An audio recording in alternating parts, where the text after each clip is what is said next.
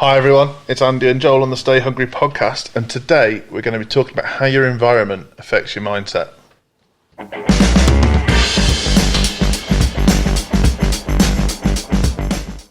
I always want to leave that playing longer. I'm pretty sure you used to do a newsletter and we called it Mindset Matters. We had one called Marketing Matters. I'm sure we talked about mindset. Because I did a podcast. You used to think it was a load of bollocks. Yeah. Mindset. Well, we've sorted you out now with that, haven't we? Yeah, I just wonder why. Maybe it's on everyone's. Great start to a mindset podcast. Yeah, it's a load of bollocks. I used to think it was a load of bollocks. Brilliant. I think most business owners are switched on, or at least acknowledging of the importance of a healthy and a good and a positive mindset. Mind you, maybe some old school people still think it's a load of bollocks. But your environment and who you hang around with, of course, and that who you hang around with and where you hang around, that's important in how you attack your work. You're the product of the 5 people you spend the most time with. Who said that? Don't depress me. Well, one of those is me. Oh, God, even worse. I was counting my mother, not you.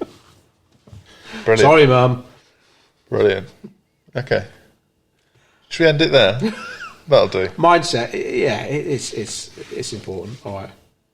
No, yeah. Mindset is I if there's anyone that thought, I've got more important things to worry about, it was me. But really realise that some of the challenges you have in business, you need to have the skills to reframe a lot of stuff. Mental resilience. Yeah, because I mean, we've probably all at some point had to do telesales to get the business in, and you're told, on the phone all day, and all you hear is no. You could really easily give it. And to be honest, telesales is almost like one of those jobs you think everyone should do. Everyone should maybe wait tables and bloody do telesales. Should we tell this lot? Can you imagine? Oh, well. Who is it? There's a company we know, isn't it, that they send 1 week every year they send their team to work somewhere else. And one year they sent them all to Moneypenny, and they all had to do telephone answering. I remember one job I had, and it'd be over 100 calls a day, and sometimes you wouldn't get a single sale. So you think over 100 telephone calls a day, and you just heard no 100 times. And you need to be able to pull something out of the bag to literally turn up to work the next day. And it's only when later on you realise, I spend a lot of time with him or with her, and I feel better because of it. I spend a lot of time with him or her, and I feel worse because of it. And it's not rocket science when you actually sit down to think about it. It's about who you hang around with matters a lot. There's an element to that though. And I've been a victim of this victim's a bit of a strong way of putting it, but sometimes you hang around with the people that you feel most comfortable with. Mm-hmm. So maybe you feel comfortable around them because you're the smart one of the group, or you're the sporty one of the group, or whatever it might be. But are those the people that are going to make you a better person? So that whole, and I used to really struggle with this. I remember, I think you were there actually. We used to attend a networking lunch when we were a much smaller business. Was it those shiny suit days? I was still wearing a shiny suit back then. But that was because I thought I had to. I had a grey one and a blue one, yeah. I can't remember the blue one. Grey one was very nice. And in my mind, and I was in my mid-20s at the time, walking into this lunch, it was literally called a business luncheon as well. I'd never heard anyone use the word luncheon other than my nan when she's talking about tinned meat. And luncheon vouchers. Yeah. And it's basically Shropshire's finest getting together to have a beer and a bit of lunch. And that was a massively intimidating environment for me at the time. And I didn't think it was developing me as a person. If anything, I thought it was making me feel like shit. But over time, I became more confident in that environment. And then there were certain people I noticed in the room. I thought, bloody hell, you're going places. I'd like to spend more time with you. And I think at one of the Christmas ones, one of the guys who is very successful now took us out for cocktails afterwards, and it was really nice. But it took a fair leap of me coming outside of my comfort zone from the people I was used to hanging out with to feel comfortable hanging out with people who I perceived as high flyers. Yeah, networking is. I think we learned a lot, didn't we, about mindset and about people at these networking things? Because we know there are people that turn up to a networking thing once, didn't get any business, load of bollocks, and they never turn again. There are others who know they need to be doing it, and they find it a struggle, but they stick with it. I remember, I can't remember if I told you the story, but a client I invited to network didn't turn up twice, and there was me getting really pissed off about it. Only found out months later, both times he turned up, he'd sat in the car park shaking, too nervous to come in. I remember that. Felt really bad about that. And well, we talk a lot about stepping outside of your comfort zone, but perseverance and not letting knockbacks, not letting people who you might think are more successful than you intimidate you. It takes some learning. Yeah, Whether that is I'm sure it's not just a case of picking up a book and reading about mindsets, but over time that does compound. And if you hang around the right people, expose yourself to the right sort of media, then which is a problem I think a lot of especially younger people are having now. I've got young children. They're surrounded on Instagram by super successful, super thin people. They're surrounded by perfection, and perfection is not real. Yeah, no. Everyone should read that Stephen Bartlett book. Keep plugging that. Some of the quotes I've seen from that are definitely going. There's another book available at the moment that's really good. You know, Stay Hungry: How to Create Marketing That Sells Even in the New Economy. Be more visible, reach more people, get more sales. Ba-bum. Available through all leading bookshops, or just visit codebreak.co.uk. That's probably better, actually. So, another thing with being a product of your environment, if you start to feel like a big fish in a small pond, you're hanging around with the wrong people. So, networking is a good way to explain this, but you and I have both been in too many network groups to count over time.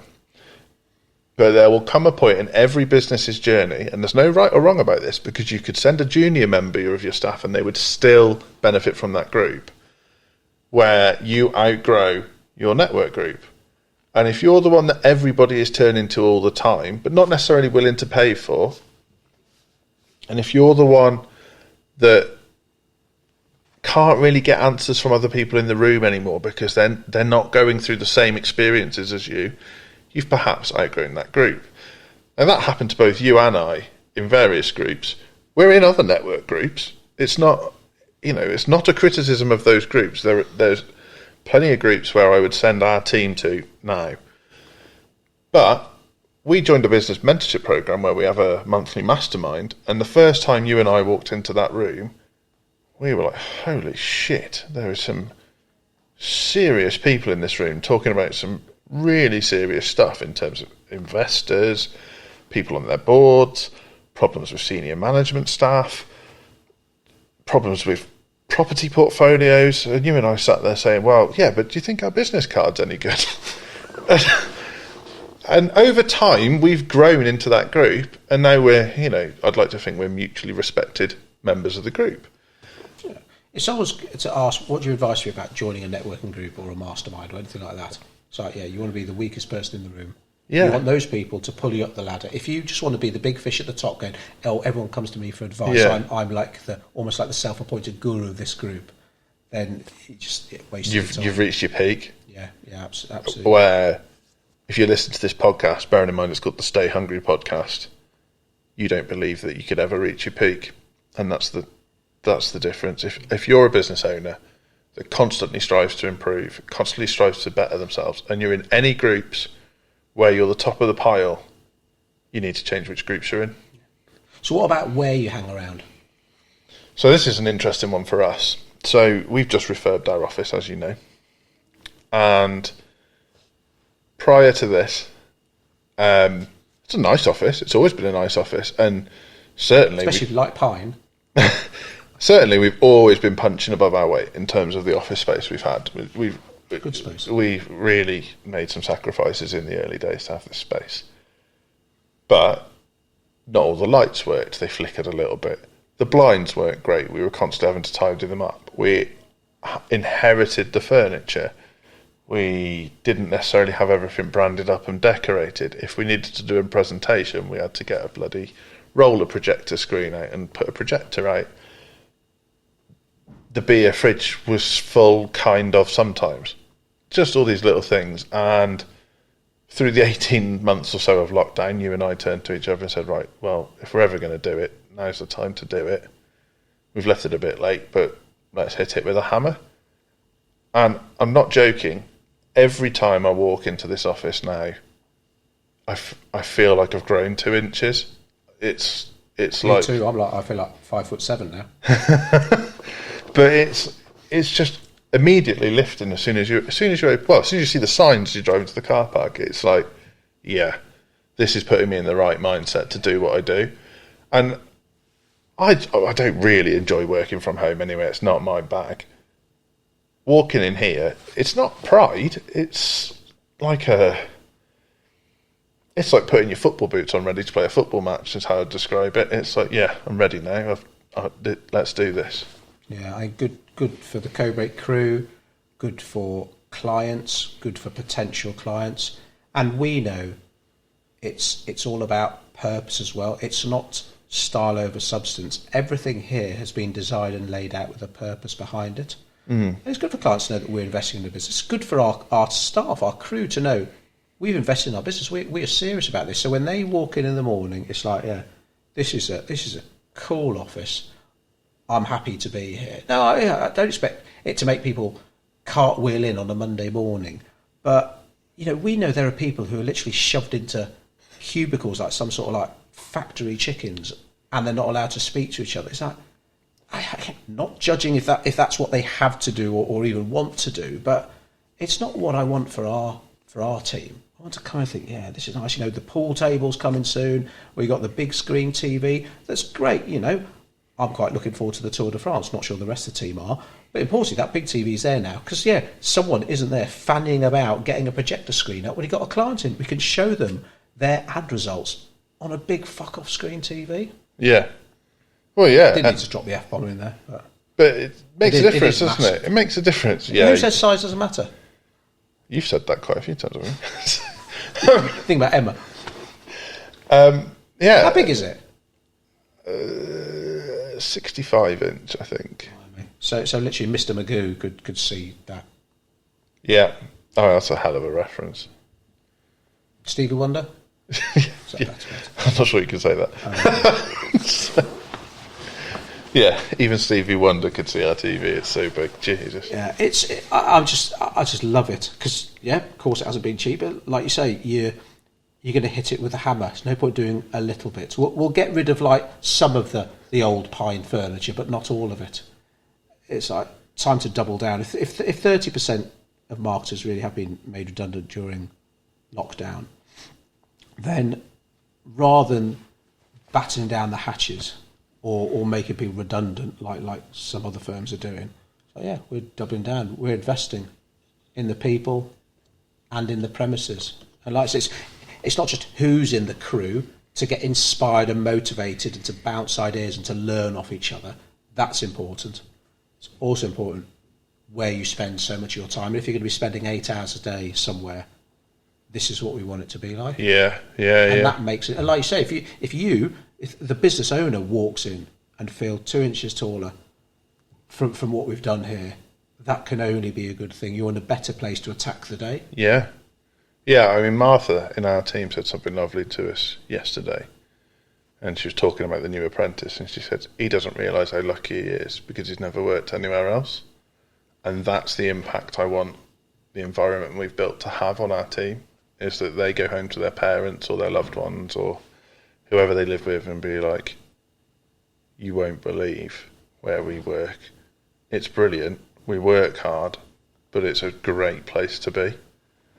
And it's so humbling when somebody says something like that to you. No, we're serious about this, and it's like I say, it's hard to think. Well, I want to change the world, or I want to. What does Steve Jobs say? I want to make a ding in the universe, and you walk into a shit office. Again, not that it was shit before, but we knew it wasn't where we ideally wanted it to be. And that's what we wanted. So yeah, we are taking it serious to have it affirmed every time we walk in. Even if it's that placebo of making you feel better, stronger, more confident, whatever it might be. And if part of that reason is what you see around you, I'm all for it, and I'd spend money on it any day of the week, just like I'd spend money to be in a room full of business owners more successful than me. Yeah, Whereas we know other people wouldn't. It's like, well, I want to be the big fish. I'm not going to join that group. I'll join the little farty group because then they can look up to me as some kind of guru. Well, that's great for your ego, but it ain't going to make your boat go any faster. Yeah, I get that. I mean, there's so many things going on with the environment here that are important. One, obviously, makes us feel 10 feet tall when we walk in, massive. But the whole point is it puts our customers in the right frame of mind when they come to sit with us. It puts our suppliers in the right frame of mind when they deliver to us. I mean, I've just had a little bit of a ding-dong with a courier now, and it was, well, I can assure you that they didn't deliver the parcel because we're all here. How do I know we're all here? Well, there's a massive bloody sign on the building, says Codebreak, and there's 10 of us in here chatting away to each other, well, 9 of us today. And they know that they deliver to us a lot. So it's just that little bit of, all right, we better get this back to you today because that's not okay. No, this is cool. Like I say, from the moment, the plan always has been, from the moment someone turns up, again, whether it's a member of staff, potential clients, parking right outside the building, they get buzzed in, warmly welcomed, nice tea and coffee, comfortable seats. It's all got a purpose. Yeah. And like I say, there's no point spending all this money on reading stuff about mindset, about confidence, if you're surrounding yourself with the wrong people or the wrong environment, because it will just negate all that good work. Mm-hmm. And there's that old picture that's done the rounds loads of times. It's a picture of Jeff Bezos sat, I think in 1996 or something. In his garage? Yeah, with just Amazon written in like sort of shit lighting on the wall, and just to show where he was and where he is now. And he couldn't have got where he wanted by just staying in that garage. We all have to start somewhere, and me and you, bloody hell, we started in our back bedrooms. We started off paying ourselves with petrol money, eating bloody nothing cheese sandwiches for like 3 months or whatever it was. You had cheese sandwiches? Cheese sandwiches? Oh, you didn't have cheese in yours? Sandwich paste. Oh my God, sandwich paste, is that still a thing? Those little glass jars, yeah. Oh my God. That you could probably buy with luncheon vouchers. I'm not even sure what it tasted of. I wouldn't even want to know what was in it, really. Yeah, it's sort of like a gamey, livery. Whatever they sort of swept and brushed off the factory floors, I think. Yeah, well, I built an empire on it, so... I remember I worked at this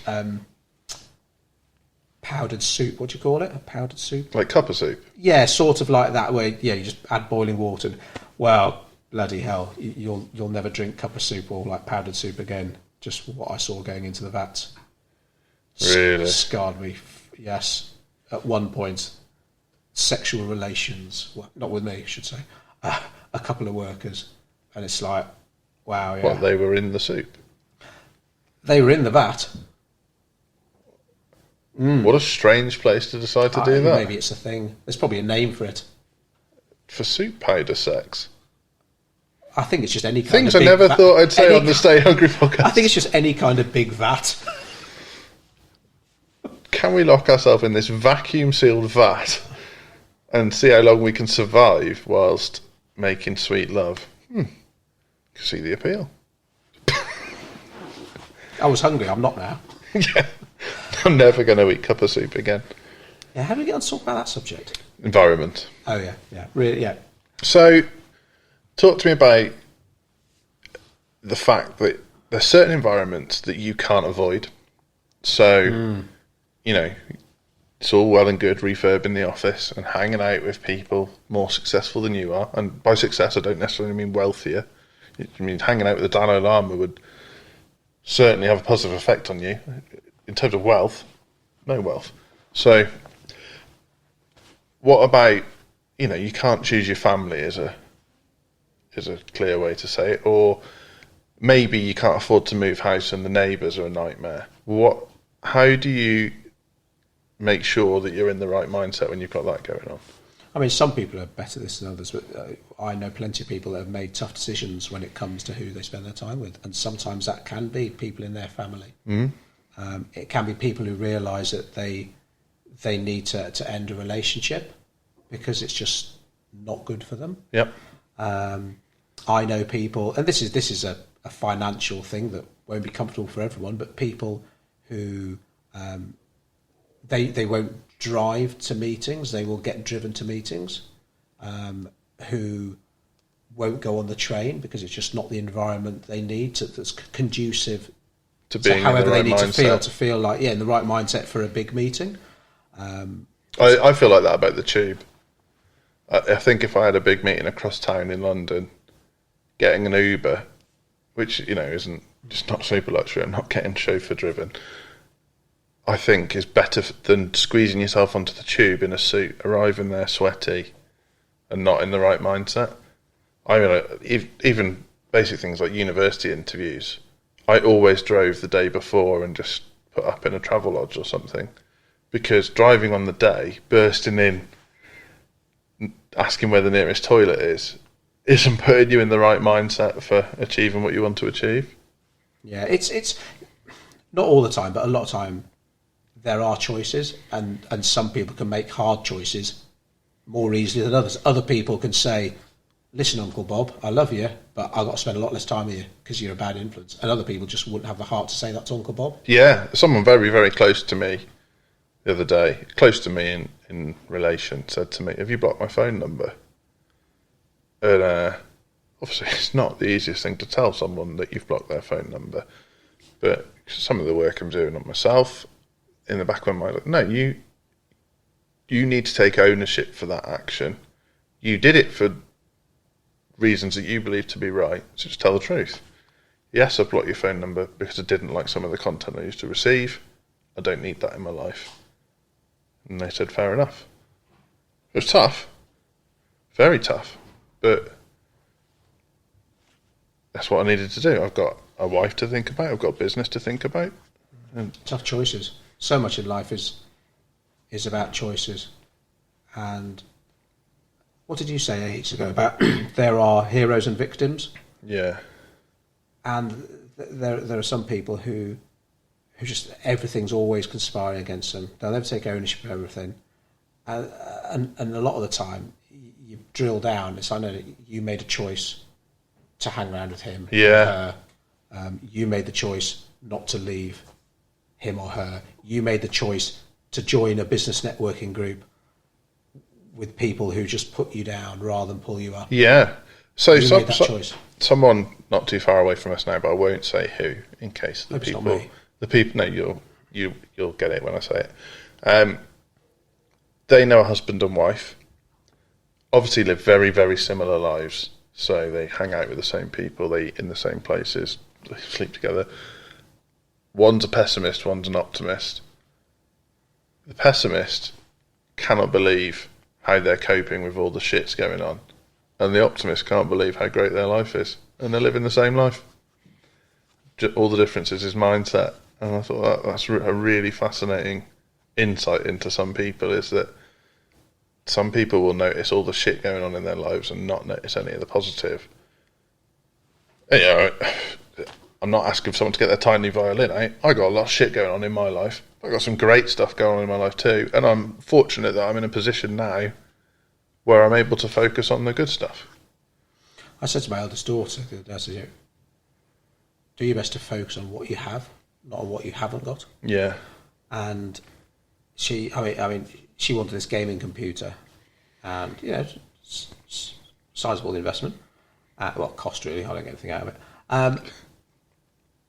All right, went on and on about it. Wait. Anyway, it's her birthday. So we get this gaming computer, really cool, like glowing keyboard and all this shit. Just looks like another computer, to be honest. But anyway, she's got this. Happy. Well, I say happy in that moment. And here we are, a few weeks later. Like, are you now happier as a person than you were? Well, are you more fulfilled? Yeah. And trying to explain that to a young, kids, obviously quite difficult. But that happiness versus contentment, happiness about having a thing, is just temporary. So I want to work really hard. Why? I want to get a Lamborghini. Right, you got your Lamborghini now. What? I want another Lamborghini. I want a Ferrari. But you know what? Someone will always have more Lamborghinis than you, or a better Ferrari than you, and that contentment in business as well. Even though, again, there's a difference in contentment and complacency and comfort. Yes. Or I'm happy with this. I'm not hungry enough for the next move. Like we talk about not being able to help businesses that, right, oh, I'm at capacity now, or I can't take any more work on. Well, bloody recruit then. Put your prices up. Yeah, put your price up. Take on more. Oh no, I don't want. And that's fine. But you won't like working with Codebreak. Yeah. I think I was fascinating, isn't it? I was talking to my mum about mindset, and I said, look, if you're fulfilled or content, as you put it, you can be sad, but it's okay. So something terrible could happen. You could have a death in your family or whatever, but as long as you're fulfilled as a person, you'll probably be all right. And equally, if something nice happens, you'll gain a lot more from it. So you get given a gaming computer, you win a new client, your book does well. Because you're fulfilled, the joy that comes with that is far more, it tops you up even more. Yeah. Where if you're unfulfilled, so I don't know, you might have self-confidence issues, it might be you've got terrible things going on in your life that you just can't get past. It might be you hate your job. Then when something sad happens, it really eats at you. And equally, when something good happens, it's very temporary. And that fulfillment is something that not many people are talking about. Stephen Bartlett's a good one. He talks about it in his book. But everyone's chasing the dream and forgetting to see what they've got right now. And it's quite sad when you think of it like that. Yeah, I mean, it is really corny to talk about, oh, you don't need much to be happy in life, and all we had when I was a kid was a bath in that big tin in front of the fire once a week, and not that it has to be like that. Of course, yeah, I would rather cry in a Porsche than on a bicycle, but it is about being happy with what you got, the people in your life. Obviously, you can go deeper to also about health, and yeah, of course, health is the most important thing around, but if people are taking more out of you than are putting in, and that carries on and on and on, it will just have such a big effect on you to succeed in business, to succeed in life, to succeed in your marriage. Yeah, if it was physical, not mental, if someone was just constantly punching you, you'd eventually walk away from that. So if somebody's constantly draining on you, I mean, it might be that they're just constantly a drain. They're a fun sponge. They suck the life out of you. That's within your control to take that away. You're not obliged to hang around with that person. If they're not willing to change, you're not going to be able to change them. Oh, it's a deep one today, Joel. So what's the summary? You're a product of your environment, so sort your environment out. Well, what you said at the beginning, who you hang around matters a lot. Not as important, but pretty close, is where you hang around matters a lot. Nice one.